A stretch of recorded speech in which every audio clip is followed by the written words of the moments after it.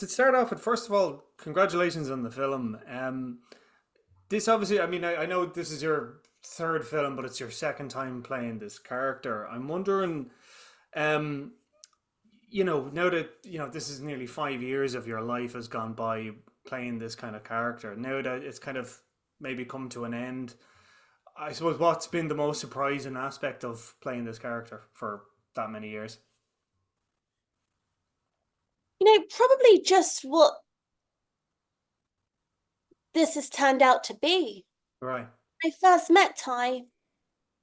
We met in 2020 and we were talking about X. We were just talking about the character of MaXXXine. And then in the middle of that meeting, he revealed that he wanted me to play Olderpole too. So that was the first surprise, and a surprise that I welcomed, and the challenge that I welcomed. I really wanted something like that. And then about 6 weeks into that prep, he revealed that he had this idea for a prequel. And if we were going to New Zealand in the height of COVID, and we're spending all this money to bring all of this equipment and all of these people, we might as well just stay there. I said, great, all right.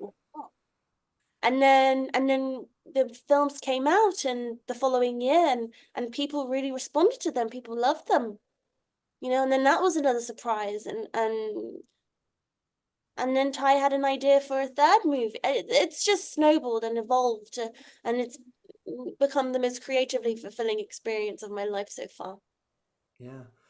Do you, obviously, like there's quite a history of like, I guess, actors going from the porn industry to the film industry, and it's usually through horror. You think of Marilyn Chambers and stuff like that.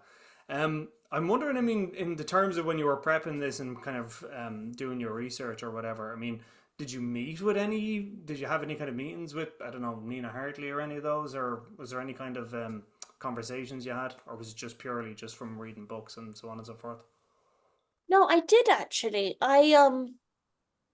I was living in New York at that time, and I was introduced to a stripper, and I spent quite a lot of time with that stripper, and I would get to know her, and I would ask questions, and that was really helpful. And she would then take me to these events. One in particular, there was like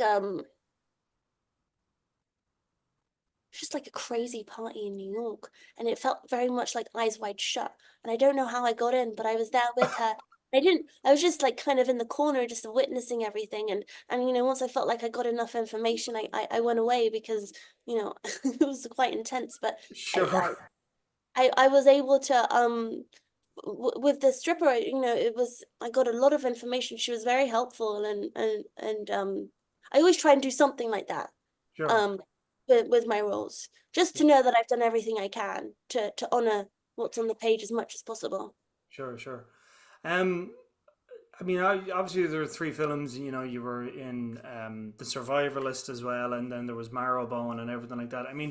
What is it about horror that kind of keeps drawing you in after so long? Like, or is it just what the kind of the work that comes to you, or do you have any kind of, I don't know, idea about it? Well, I love The Survivalist. That's one of my. I'm very proud of that movie. I don't know if I would categorize that as a horror movie though. Uh, Post-apocalyptic kind of, yeah, I suppose, yeah. um, I, I mean, part of it, I guess, is work that comes to me, and then another part of it, I think, is coming across roles and female characters that really excite me.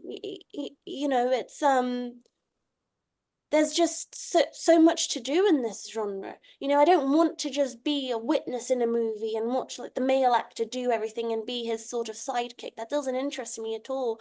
I really want to be in the middle of it, exploring it all. And I find that in horror, there's a lot of opportunity for that.